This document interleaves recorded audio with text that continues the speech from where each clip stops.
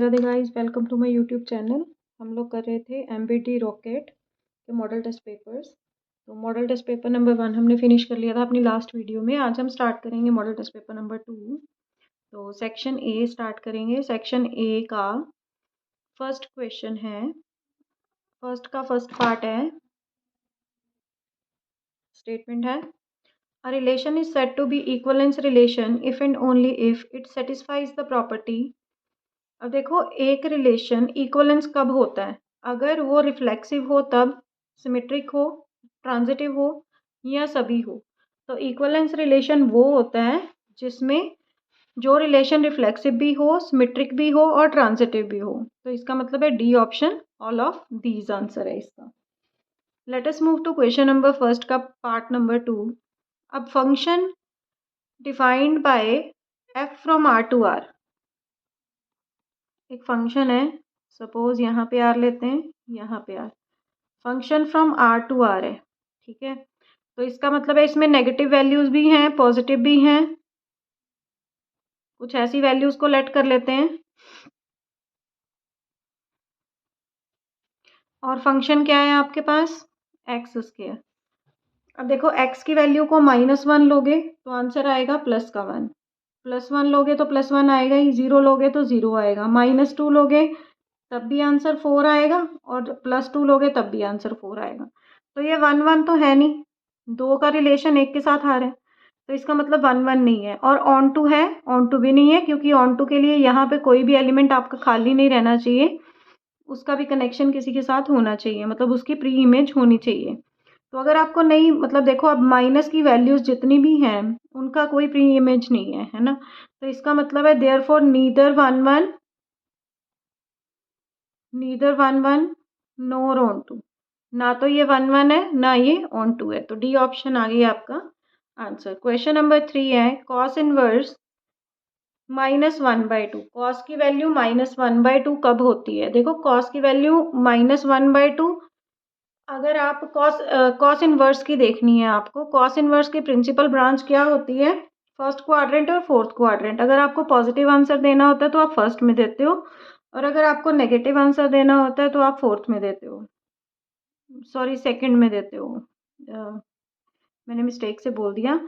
देखो, cos inverse की जो प्रिंसिपल ब्रांच होती है वो फर्स्ट और सेकंड क्वाड्रेंट होती है, और अगर आपको पॉजिटिव आंसर देना है तो वो फर्स्ट में देना होता है, और अगर आपको नेगेटिव आंसर देना है तो आपको सेकंड में देना होता है, ठीक है।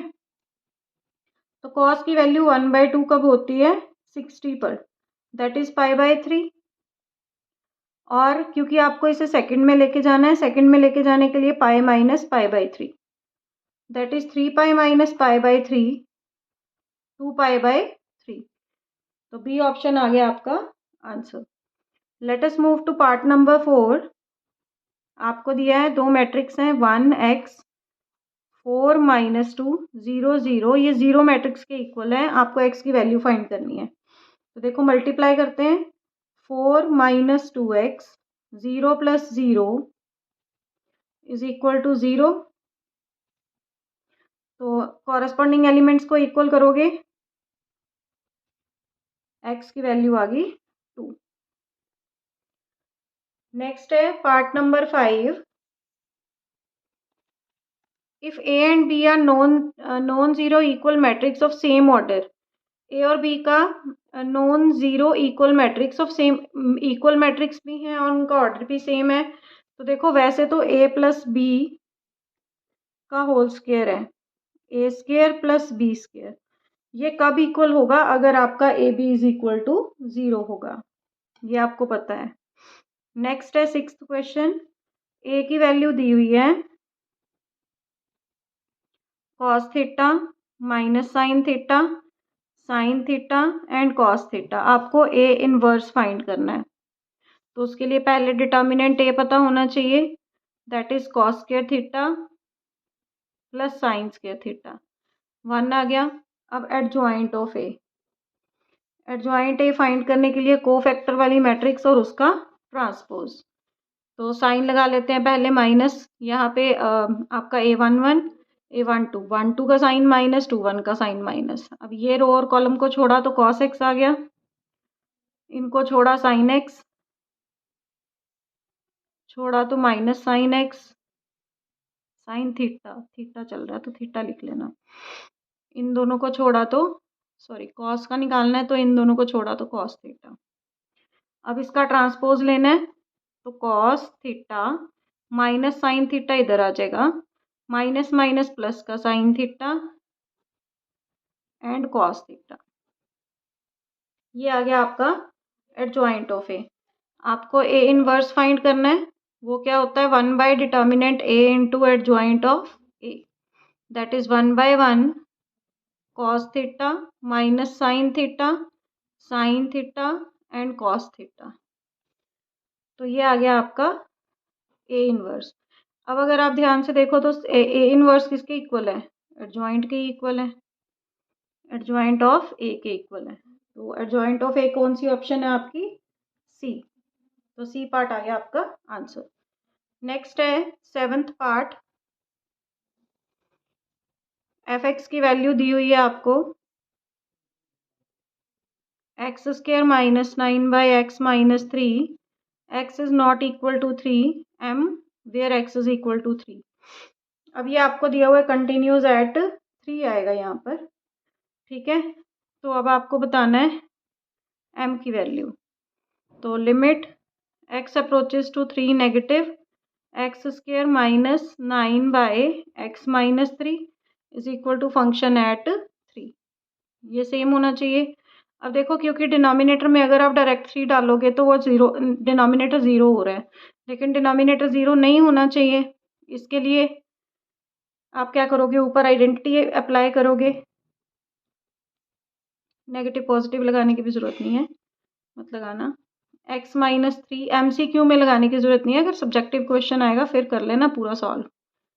तो ये आ गया x+3, x की लिमिट डालोगे 3 + 3 is equal to 6 is equal to F at 3 कितना है m। तो m की वैल्यू कितनी आ गई 6। तो बी पार्ट आ गया आपका answer. Let us move to next question, question number 8।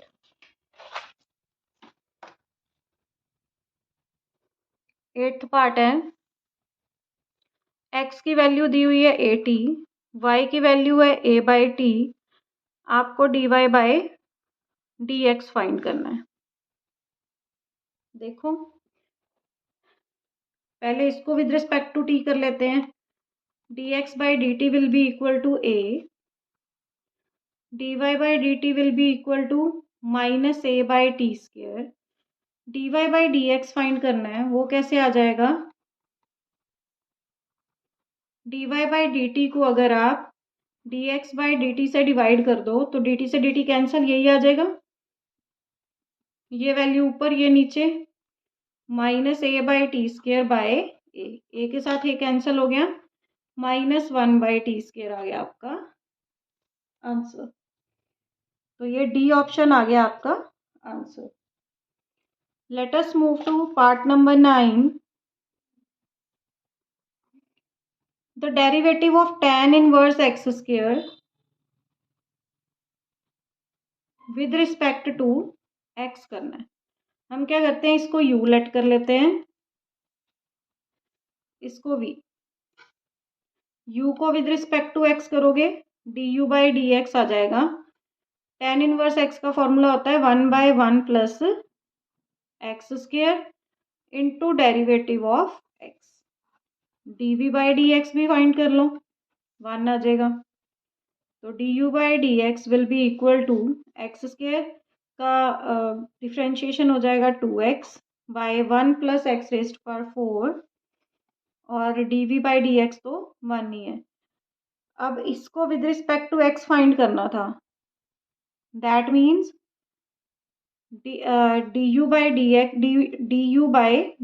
Find करना है, वो कैसे हो जाएगा du/dx bye dv/dx, 2x bye 1 plus x⁴ आ जाएगा आपका आंसर। तो ये आ गया आपका पार्ट नंबर बी, आ गया आपका answer. Let us move to part number 10th। आपको एक फंक्शन दिया है x³ + 3x, आपको बताना है ये इंक्रीजिंग कौन से इंटरवल में है, ठीक है। तो एफ डैश एक्स फाइंड कर लो, 3x² प्लस 3। अब आपने एफ डैश एक्स को क्या करना होता है, 0, तो ये आ गया 3x² plus 3 is equal to 0, 3 common, x² plus 1 is equal to 0। अब देखो 3 तो पॉजिटिव है, पॉजिटिव को किसी से मल्टीप्लाई करोगे पॉजिटिव रहेगा, मतलब नेगेटिव से नहीं पॉजिटिव से। अब आपको चेक करना है कि ये पॉजिटिव है। अब x² किसी भी नंबर का स्क्वायर करोगे तो वो पॉजिटिव आएगा, पॉजिटिव में पॉजिटिव प्लस करोगे हमेशा पॉजिटिव आएगा। तो ये पूरा नंबर क्या है, पूरा जो फंक्शन है ये वो ग्रेटर देन 0 है। Therefore function is increasing for every x for all real numbers. ठीक है, तो सी ऑप्शन आ गई आपका आंसर। जो 11th क्वेश्चन है उसमें थोड़ी स्टेटमेंट मिस्टेक है। देखो 2e⁻²y दिए with respect to x, but यहाँ पे क्या होना चाहिए 2e⁻²x। तो इंटीग्रेशन ऑफ दिया हुआ है 0 to 2 2e⁻²x dx is equal to 0 to a e⁻x dx। आपको वैल्यू फाइंड करनी है a की। तो देखो इसको इंटीग्रेट करते हैं, 2 कांस्टेंट है वो ऐसे रह जाएगा, e⁻²x का e⁻²x बाय 2। लिमिट है आपकी 0 से लेके 2 तक। e⁻x का सेम इंटीग्रेशन आता है 0 to a।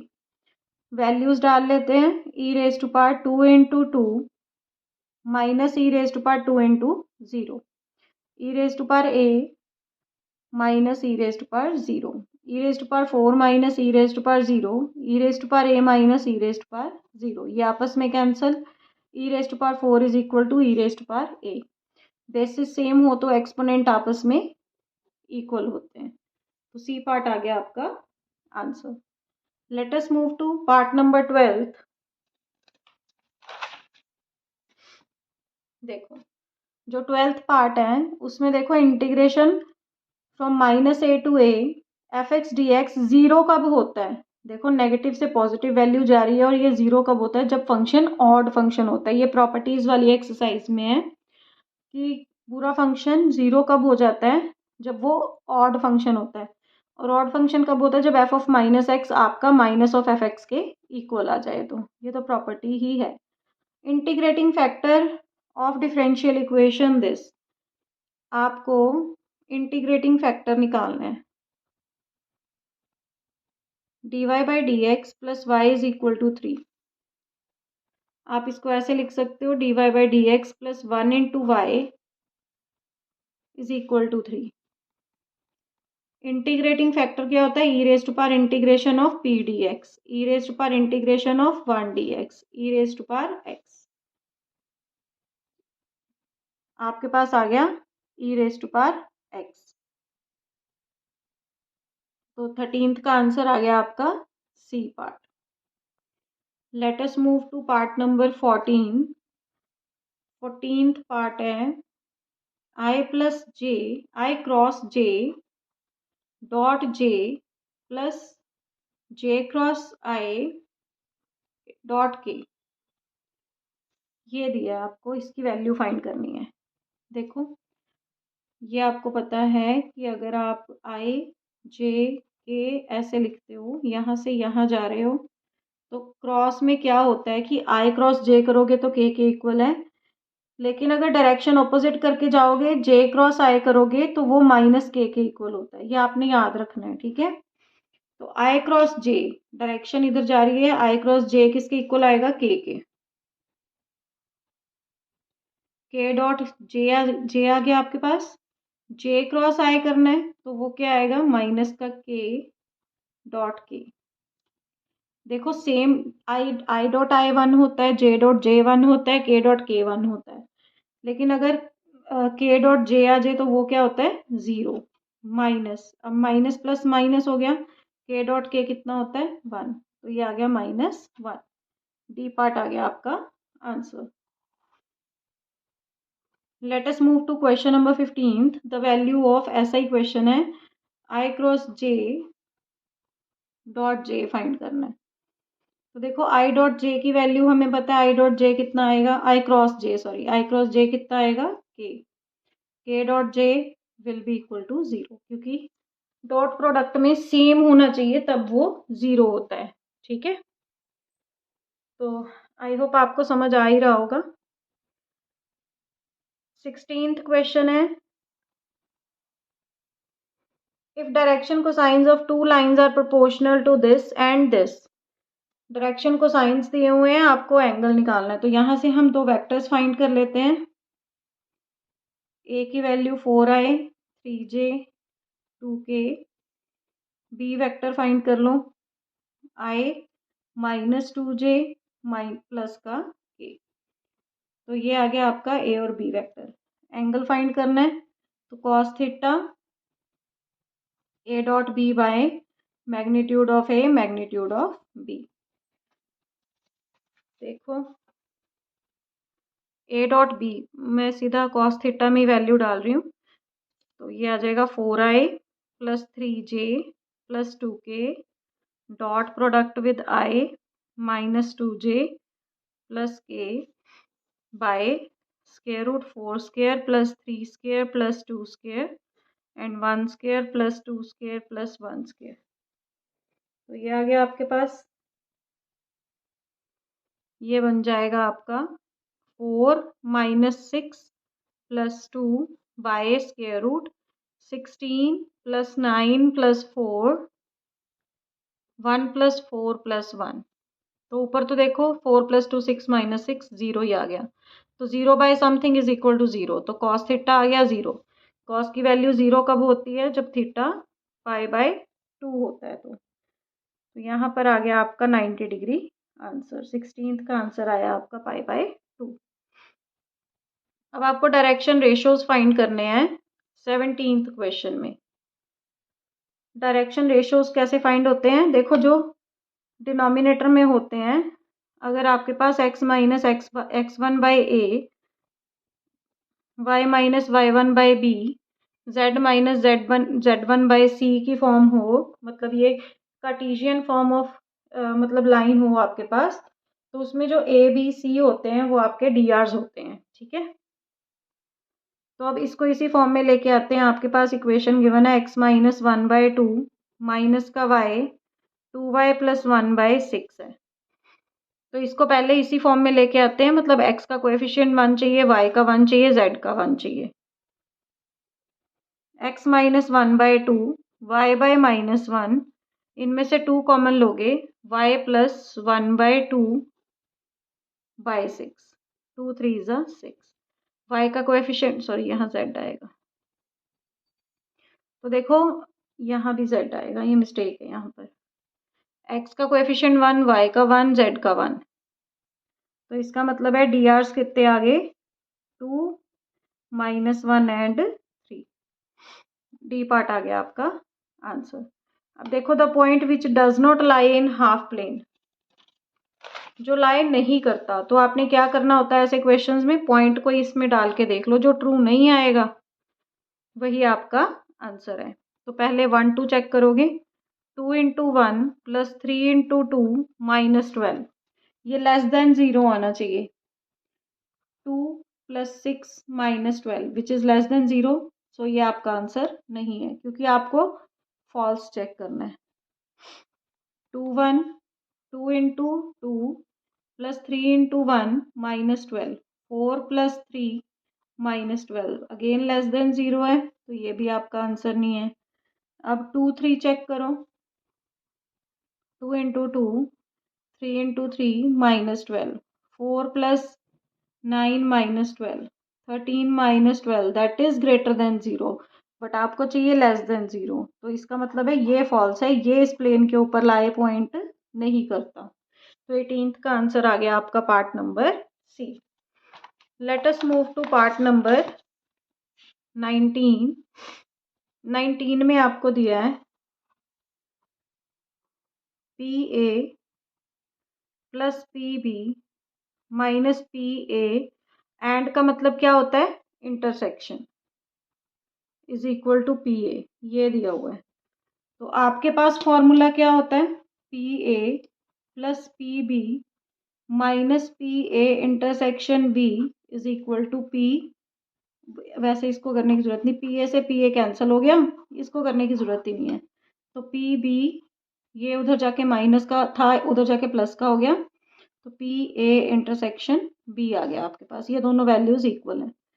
तो आपने देखो क्या चेक करना है, B by A, B by A by B, A by B. तो दो ही वैल्यूज़ हैं, कंडीशनल प्रोबेबिलिटी चेक करनी है, एक बार ए बाय बी चेक कर लेते हैं, दूसरी बार ए, अगर इससे आंसर नहीं आया तो बी बाय ए चेक कर लेंगे। ए बाय बी का फॉर्मूला क्या होता है, A intersection B by probability of B. अब ए इंटरसेक्शन बी कितना आया आपका, B by probability of B, ये कट गया, ये आ गया 1। तो ये फर्स्ट टाइम में आंसर आ गया आपका, पी ए बाय बी की वैल्यू कितनी है, 1। That is B part. Let us move to question number 20। P A की वैल्यू दी हुई है 1/2, पी बी दिया हुआ है 3/8, ए यूनियन बी है आपका 1/5। आपको P B by A find करना है। इसको फाइंड करने के लिए आपके पास इंटरसेक्शन होना चाहिए, दैट इज़ नॉट गिवन। तो यूनियन के फॉर्मूले से आप इंटरसेक्शन पहले फाइंड कर लोगे। A intersection B is equal to P A plus P B minus P A union B. Values डाल लेते हैं। पी ए की वैल्यू 1/2, पी बी की 3/8 माइनस 1/5। एलसीएम आ गया 40। आपके पास आ जाएगा 20 प्लस 15 माइनस 8। तो ये बन गया आपका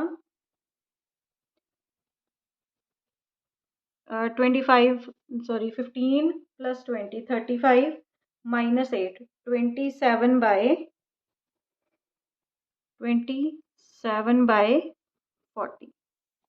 ये आ गया। अब आपको करना है P B by A find. तो उसका फॉर्मूला होता है P A intersection B by probability of A. Intersection कितना है आपका 27/40, ए की वैल्यू 1/2, 2 के टेबल में 20, दैट इज इक्वल टू 27/20। ये आ गया आपका आंसर। लेकिन ये कहीं पे भी ऑप्शन में नहीं है, तो मैंने खुद लिख दिया 27/20। 2/5 तो किसी हिसाब से नहीं आता आंसर, ठीक है। तो ये हो गया आपका question number 20। So now let us move to section B के भी एक दो सम कर लेते हैं। सेक्शन बी का फर्स्ट सम है, मैट्रिक्स दी हुई है A 0 3 3 A 2b 1 3 -2 3 -1। Matrix A is equal to this is given to be symmetric. ये सिमेट्रिक है तो आपको ए बी की वैल्यू फाइंड करनी है। सिमेट्रिक मैट्रिक्स कब होती है, जब a is equal to a dash होता है। तो ए की वैल्यू है 0 3 3 ए 2b 1 3 -2 3 -1 ट्रांसपोज के इक्वल है 0 2b -2 3 1 3 3a 3 -1।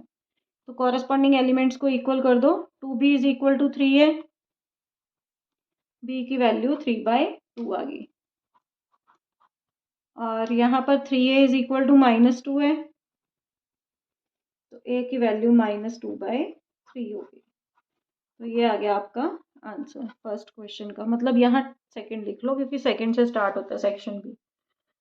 Next question number 3, statement है differentiate tan inverse 1 plus cos x by sine x. इसको y लेट कर लो।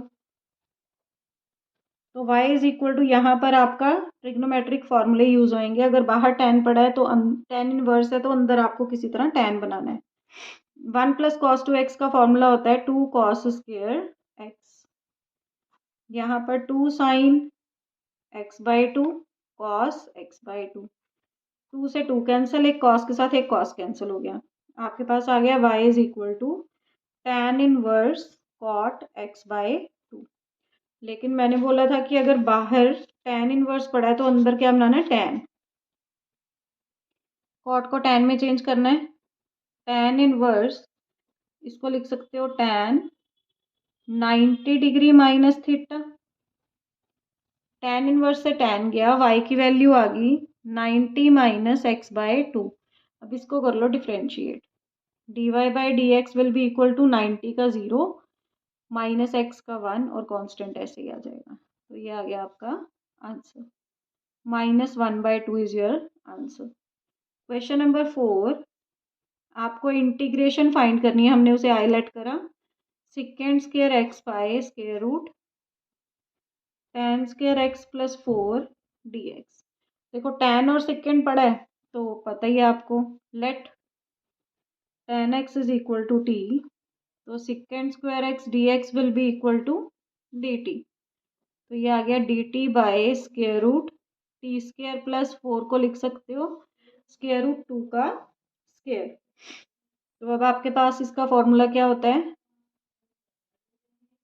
1 by integration of 1 by square root x square plus a square dx का क्या formula होता है, log x plus square root x square plus a square plus c, ये होता है formula. तो ये अप्लाई कर देते हैं, log x की जगह आपका है t plus square root T square plus 4 plus c, t की वैल्यू डाल दो, log tan x plus square root tan square x plus 4 plus c. तो ये आ गया आपका आंसर। तो ये था आपका क्वेश्चन नंबर 4 सेक्शन बी का। आज के लिए इतना ही। In our next video we will start from question number 5 section B. So till our next video, bye bye, have a nice day, Radhe Radhe.